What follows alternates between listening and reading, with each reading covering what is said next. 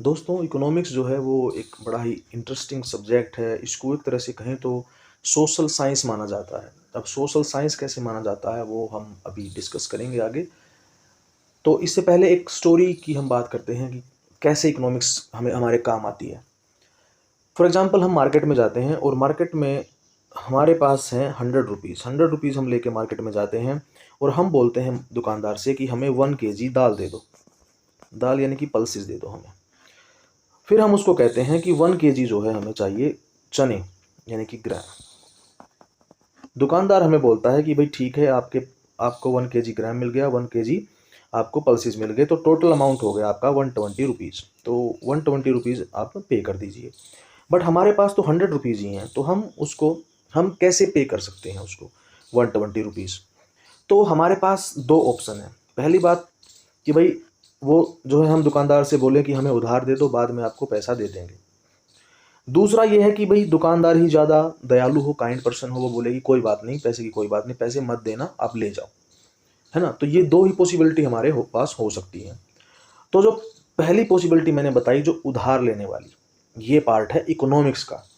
और जो दुकानदार ने हमें बोला कि चलो ले जाइए कोई बात नहीं, ये है वेलफेयर का। यानी कि वो सिर्फ दान कर रहा है कि चलो कोई बात नहीं, आप ले जाइए।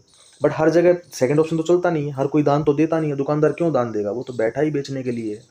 तो जब पहला जो ऑप्शन है हमारा, जिसमें हम उससे उधार ले रहे हैं, तो बाद में उसको पैसा दे देंगे, उसको मैनेज करवा रहे हैं हम चीज़ों को कि भाई पैसा दे देंगे, तुम सामान दे दो। तो यही इकोनॉमिक्स है। अब इसको थोड़ा सा इलेबोरेट करते हैं, थोड़ा सा और अच्छे से बताते हैं। पहला ऑप्शन तो ये हो गया कि भाई हम उसको बोले बाद में पैसा दे देंगे, कोई बात नहीं, और वो हमको सीधा सीधा बोल दे कोई बात नहीं भाई, ले जाओ, तुम बाद में दे देना, तुम हमारे रिलायबल जो हो कस्टमर हो, बाद में आ जाएगा, पैसे की कोई बात नहीं है। बट अगर आप किसी ऐसे दुकान वाले के पास चले जाएं जिसको आप जानते ही नहीं है, वो आपको जानता नहीं है, पहली बार ही गई, बोले कि पैसा पैसा नहीं है, आप उधार दे दो, तो क्या वो देगा? नहीं, वो नहीं देगा। वो बोल मना कर देगा साफ साफ कि नहीं भाई पैसा नहीं है मेरे पास, मेरे पास सामान नहीं है, आप कहीं और से ले लो। वो नहीं पे करेगा। तो उस सिचुएशन में क्या होगा? उस सिचुएशन में ये होगा कि आपको मैनेज करना पड़ेगा। अब वो मैनेज कैसे करेंगे वो मैं आपको बताता हूँ। देखिए, जो हमारे पास जो दालें थी वो थी 80 रुपये kg, 80 रुपीज़ पर kg। और जो हमारे जो ग्राम थे वो थे 40 रुपीज़ पर kg। ठीक है, ये जस्ट एक एग्जांपल है, रियल में मुझे रेट नहीं पता है कितना है, बस जस्ट एक एग्जांपल मैं आपको दे रहा हूँ। तो 80 रुपीज़ दोनों को मिला के 120 होता है। लेकिन आपको चाहिए दोनों चीज़ें। तो लेकिन आपको दालें ज़्यादा चाहिए हैं और जो आपको चने हैं वो कम चाहिए हैं, कम कभी कभार बनाते हैं, बट दाल तो डेली खा सकते हैं, कोई इशू नहीं है। तो आपने दुकानदार को बोला कि आप एक काम करिए, मुझे 1 kg तो दाल ऐसे की ऐसी पूरी दे दीजिए, 1 kg, और जो चने हैं ना वो ½ kg दे दो। तो 40 का हाफ कर दो तो कितना हो गया? 20 हो गया। और 80 रुपीज़ की दाल तो हमने कंप्लीट ले ही ली थी। तो दोनों को मिला के हमारे 100 रुपीज़ बन जाता है, जो कि एक बैलेंस हो गया। भाई हम 100 लेके चले थे और 100 रुपीज़ का ही हमने सामान ले लिया। तो ये जो हमने मैनेजमेंट किया, एडजस्टमेंट की, यही है इकोनॉमिक्स। इसी को कहते हैं इकोनॉमिक्स, कि आप किस तरह से चीज़ों को मैनेज करते हैं। एक चीज़ लेने के लिए दूसरी चीज़ को कितना गिव अप करते हैं, कितना उसको छोड़ देते हैं कि भाई इसको रहने दो, इससे मेरा काम चल जाएगा। दूसरी चीज़ को उसको उस जैसे दूसरी चीज़ की कितनी ज़्यादा ज़रूरत है वो हमें ज़्यादा चाहिए, जिसकी कम ज़रूरत है उसको कम ले लो। इसी मैनेजमेंट को कहते हैं इकोनॉमिक्स। ठीक है। अब इसमें इकोनॉमिक्स में अब ये जो वर्ड है, जो वर्ड जो बना है वो बना है ओइकोस प्लस नोमोस, इन्हीं दो से। अब देखिए, जो मैंने एग्जांपल आपको अभी स्टोरी सुनाई है वो एक अच्छी है, उसी रिलेट करता है सारा का सारा। ओकियोस ये ग्रीक वर्ड है, दोनों के दोनों ग्रीक वर्ड हैं, ग्रीक वर्ड हैं ये दोनों। और इसमें से जो ओइकोस है उसका मतलब है हाउस होल्ड, यानी कि घर, घर से रिलेटेड, घर का। और नोमोस का मतलब है मैनेजमेंट, मैनेजमेंट। ठीक है, यानी कि आप मैनेजमेंट कर रहे हैं अपने घर को चलाने के लिए, उसको बोलते हैं इकोनॉमिक्स। ठीक है। अब एक थोड़ी सी स्टोरी, अब थोड़ा पास्ट से रिलेट करते हैं इन चीज़ों को। ये तो इसका इकोनॉमिक्स का मीनिंग हो गया, अब थोड़ा सा पास्ट में लेके जाते हैं चीज़ों को। तो पास्ट में आपने नाम सुना होगा चंद्रगुप्त मौर्य का। एक चंद्रगुप्त मौर्य होते थे, वो राजा थे इंडिया के। और उनको बनाया किसने था? उनको बनाया था कौटिल्य ने। फेमस नाम है उनका चाणक्य, चाणक्य। उनका दूसरा नाम है विष्णुगुप्त, विष्णुगुप्त। और उनका तीसरा नाम है कौटिल्य। तीनों के तीनों नाम उन्हीं के हैं। उन्हीं ने बनाया था चंद्रगुप्त मौर्य को। चंद्रगुप्त मौर्य को राजा उन्हीं ने बनाया था। उसके बाद, और जो आपने नाम सुना होगा अशोका, ग्रेट अशोका, तो वो उन्हीं के ग्रैंडसन हैं, चंद्रगुप्त मौर्य के ही वो ग्रैंडसन हैं, उनके पोता हैं वो। तो उन्होंने एक, चाणक्य ने एक बुक लिखी थी जिसका नाम था अर्थशास्त्र। अर्थशास्त्र। तो अर्थशास्त्र सबसे पहले किसने लिखी थी? चाणक्य ने। और कब लिखी थी? ये लिखी थी 3 BCE पूर्व, यानी कि 3री शताब्दी ईसा पूर्व में लिखी थी। देखो कितने कितने साल पहले लिखी थी।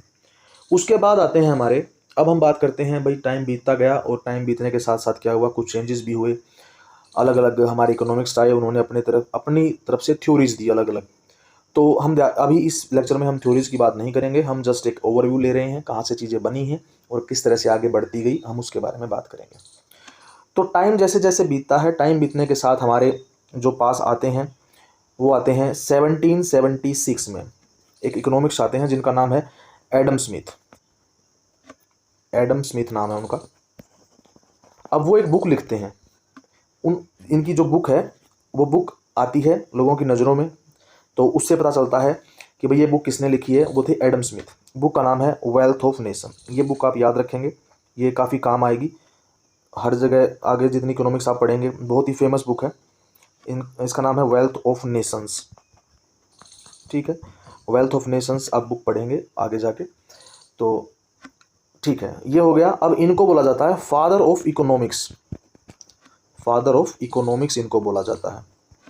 अब टाइम बीतता है, इसके बाद आते हैं पी सैमुअल्सन, जिनका पूरा नाम है पॉल सैमुअल्सन। उनका नाम है पॉल सैमुअल्सन। पॉल सैमुअल्सन आते हैं, उनको बोला जाता है father of modern economics. Father of modern economics उनको बोला जाता है। आप अपने साथ ये नोट्स बनाते रहिएगा, ठीक है, क्योंकि ये चीज़ें आपको अलग से नहीं मिलेंगी इसमें, क्योंकि ये लिखनी पड़ रही हैं साथ साथ में, ताकि समझ में अच्छे से आ जाए। ठीक है, तो पॉल सैमुअल्सन आते हैं, उनको ना 1970 में नोबेल प्राइज़ दिया जाता है इकोनॉमिक्स में। और ये पहले जो हैं, ये फर्स्ट अमेरिकन है, ये फर्स्ट यूएस जो है हमारे यूएस के सिटीजन है जिसको क्या मिला है, इकोनॉमिक्स में नोबेल प्राइज़ मिला है। ठीक है, तो इन दोनों के बारे में हम जिक्र करेंगे। पहली बात है कि अर्थशास्त्र सबसे पहले कौटिल्य ने लिखी। उसके बाद हमारी जब हम इकोनॉमिक्स, फादर ऑफ इकोनॉमिक्स की बात करते हैं तो एडम स्मिथ, और फादर ऑफ मॉडर्न इकोनॉमिक्स की बात करते हैं तो वो है पॉल सैमुअल्सन। उनका नाम है पॉल सैमुअल्सन। ठीक है, अब हम बात करते हैं कि मैनेजमेंट, मैंने भी बोला था, अब दोबारा से आ जाइए इसी पॉइंट पे, कि मैनेजमेंट की बात हमने की थी कि मैनेजमेंट किस चीज़ का मैनेजमेंट करेंगे हम। यहाँ पे आ गया था ओइकोस, हाउस होल्ड, और नोमोस का मतलब था मैनेजमेंट। तो मैनेजमेंट होगा 3 चीज़ों का, प्रोडक्शन का, डिस्ट्रीब्यूशन का एंड कंजम्पशन का। प्रोडक्शन का मतलब है कि जब आप चीज़ों को बनाते हैं, प्रोड्यूस करते हैं, बनाना। डिस्ट्रीब्यूशन, बनने के बाद उसको लोगों में बांटना, यानी कि लोगों में बांटने का मतलब फ्री में बांटना नहीं है, because we are doing economic activities, so we are not giving for the welfare, we are doing with specific purpose, that is money. हम पैसे के लिए कर रहे हैं सब कुछ ये इकोनॉमिक्स में, तो ये सिर्फ इसी की बात है। अब मैं ये नहीं कह रहा कि वेलफेयर करना गलत है, वो सही है, बट हम इकोनॉमिक्स सब्जेक्ट की पढ़ रहे हैं तो इसमें ये चीज़ें काउंट नहीं करेंगे। ठीक है, तो प्रोडक्शन का मतलब है कि जैसे गेहूं है हमारा, हमने वीट उगाया, वीट प्रोड्यूस किया, प्रोड्यूस करने के बाद उसको मंडी में ले गए। मंडी नाम सुना होगा आपने, मंडी बाजार बोलते हैं इनको। वहाँ पे जाके आपने क्या किया, अब वो डिस्ट्रीब्यूट होगा वहाँ पे जाके। अब डिस्ट्रीब्यूट का मतलब है कि सिर्फ मंडी में नहीं लेके जाएगा, फार्मर जो है वो अपने घर के लिए भी तो रखेगा ना, वो घर के लिए भी रखेगा। फिर डिस्ट्रीब्यूशन में यहाँ पे सरकार भी अपना हाथ आजमाती है बीच में, कि भाई सरकार कंट्रोल करती है रेट को, भाई ऐसा ना हो कि सारे अमीर लोग ही उसको खरीद लें गेहूं को, गरीबों के लिए कुछ बचे ही ना।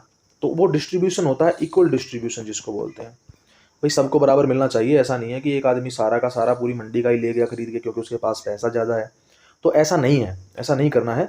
हमें क्या करना है सरकार को, कि इक्वल सबको देना है, तो वो हो गया डिस्ट्रीब्यूशन। मंडी के बाद हम उसको खरीद के घर पे लाते हैं, जो खरीद के लाते हैं उसको बोलते हैं कस्टमर। हम कस्टमर हैं, जो खरीद के लाया मंडी से वो कौन है, कस्टमर है। जब तक सामान कोई खरीदता रहेगा वो कस्टमर बनता रहेगा बार बार। जैसे मैं खरीद के लाया तो मैं कस्टमर था, जिससे मैंने खरीदा उसके लिए। फिर आप मेरे पास आए तो आपने मेरे से बोला कि हमें गेहूं चाहिए, मैंने आपको बेच दिया तो आप मेरे कस्टमर बन गए। फिर आपने किसी को बेच दिया तो वो जिसने खरीदा वो आपका कस्टमर बन गया। लेकिन लास्ट में जाकर जिसने उसको खाया वो होता है कंज्यूमर, उसको कंज्यूमर बोलते हैं। ठीक है, उसको कंज्यूमर बोलते हैं। तो लास्ट में कंजम्पशन को, कंजम्पशन मतलब कि उसको खा लेना, यूज कर लेना लास्ट में। तो यही 3 चीज़ें हैं जिनको हमें मैनेज करना है इकोनॉमिक्स में, ठीक है। प्रोडक्शन, डिस्ट्रीब्यूशन एंड कंजम्पशन, ठीक है। नेक्स्ट हम बात करते हैं कि इकोनॉमिक्स की ब्रांचेज कौन कौन सी हैं।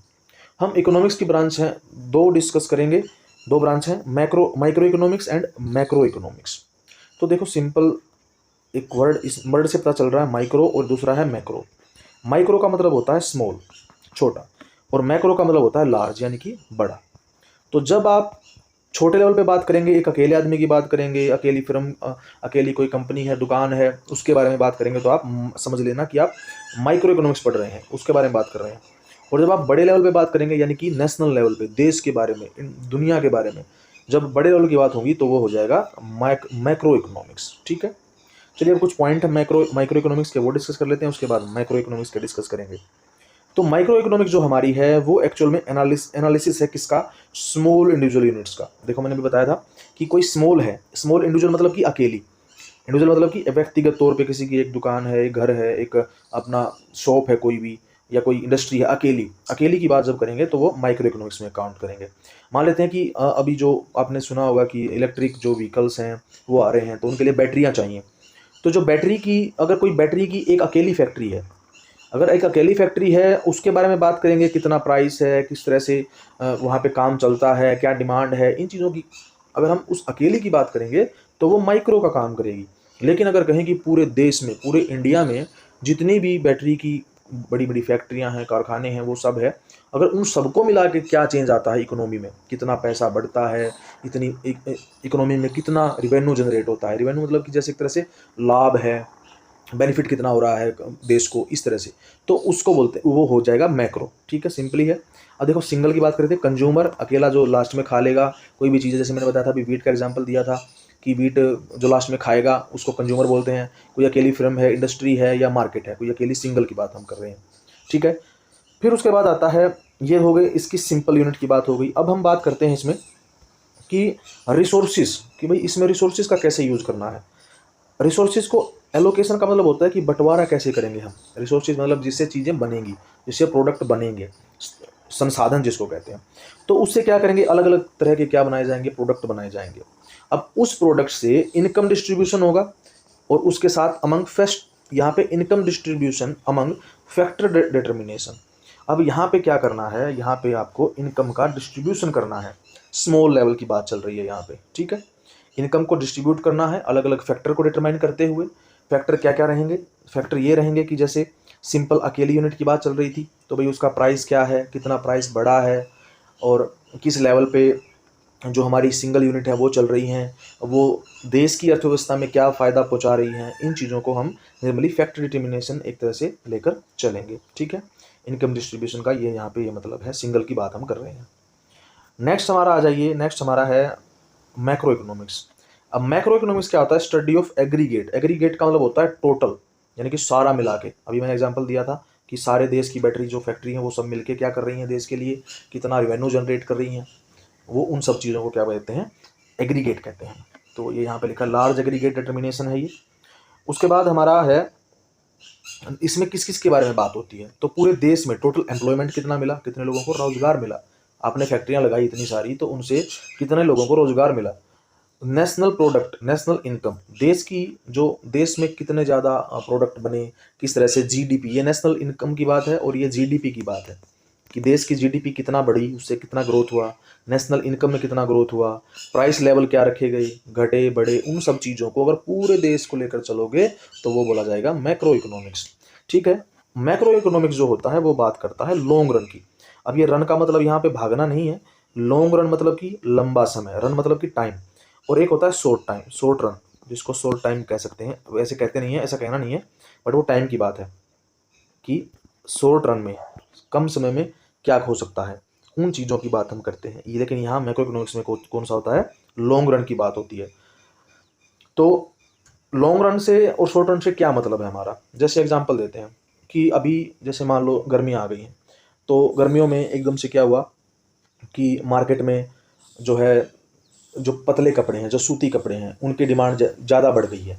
तो क्या होगा कि ऐसा तो है नहीं कि भाई जो गर्मियां हैं वो पूरे साल रहेंगी, तो अगर पूरे साल नहीं रहेंगी तो इसका मतलब क्या है कि शॉर्ट टाइम के लिए है वो। तो जो फैक्ट्रियां हैं, जो कंपनियां हैं, वो क्या करेंगी, जल्दी जल्दी से प्रोडक्शन बनाना स्टार्ट कर देंगी। एक तरह से लेबर ज़्यादा लगा देंगी, इस तरह से माल की ज़्यादा सप्लाई कर देंगी, इस तरह से फटाफट लेते रहेंगे, जल्दी जल्दी से सामान बनाएंगे। तो ये शॉर्ट रन के लिए है। बट लॉन्ग रन का मतलब ये है कि लंबे समय के लिए, कि भाई जो काम है वो आगे भी चलता रहेगा। जैसे एग्जांपल दिया था मैंने बैटरीज का, तो बैटरीज के लिए क्या क्या करना पड़ेगा, नई नई इंडस्ट्री लगानी पड़ेगी, नई फैक्ट्रीज लगाएंगे, बड़ी बड़ी मशीनें लेके आएंगे, लेबर भी बढ़ा देंगे, कैपिटल भी बढ़ा देंगे, कैपिटल यानी कि पूंजी जो पैसा है वो भी बढ़ा देंगे। तो हर चीज़ को बढ़ाना, तो वो यानी कि बड़े लेवल पे लेके जाना, आगे का सोच के कि भाई आगे जाके ये काम होता रहेगा, तो उसको क्या कहेंगे, लॉन्ग रन कहेंगे। लेकिन छोटे टाइम के लिए अगर कुछ चीज़ों को में चेंज कर रहे हैं तो उसको बोलते हैं शॉर्ट रन। ठीक है। अब उसके बाद वो कहता है लॉन्ग रन में क्या हो जाएगा, ओवर द टाइम क्या रहेगा कि productivity capacity and national income क्या हो जाएगी, आपकी इंक्रीज हो जाएगी विद द टाइम। ठीक है। यानी कि टाइम के साथ साथ जो प्रोडक्टिविटी कैपेसिटी का मतलब ये है कि प्रोडक्टिव कैपेसिटी की आप प्रोडक्शन कितना ज़्यादा कर रहे हैं उसको बढ़ाना है। अब उसको बढ़ाएंगे तो साथ में क्या है, नेशनल इनकम को भी बढ़ाना है। तो दोनों को बढ़ा के अगर चलना है टाइम के साथ साथ लॉन्ग रन में, तो समझे इसका मतलब क्या है। इसका मतलब ये है कि लॉन्ग रन में आपको देश की प्रोडक्टिव कैपेसिटी और नेशनल इनकम को टाइम के साथ बढ़ाना है। तो लॉन्ग रन का तो सीधा मतलब किससे है, टाइम से ही है। ठीक है। तो ये हमारा जो है माइक्रो इकोनॉमिक्स का एक छोटा सा ओवरव्यू था, या पूरी इकोनॉमिक्स का लगा लीजिए, दोनों ब्रांचेस के बारे में छोटा सा हमने एक ओवरव्यू दिया है। उसके साथ साथ अब आगे हम जो चैप्टर करेंगे, जो लेक्चर करेंगे, उसमें हम स्टार्ट करेंगे हमारी जो इंट्रोडक्टरी माइक्रो इकोनॉमिक्स, आप स्क्रीन पे देख सकते हैं। तो वीडियो में बने रहने के लिए थैंक यू।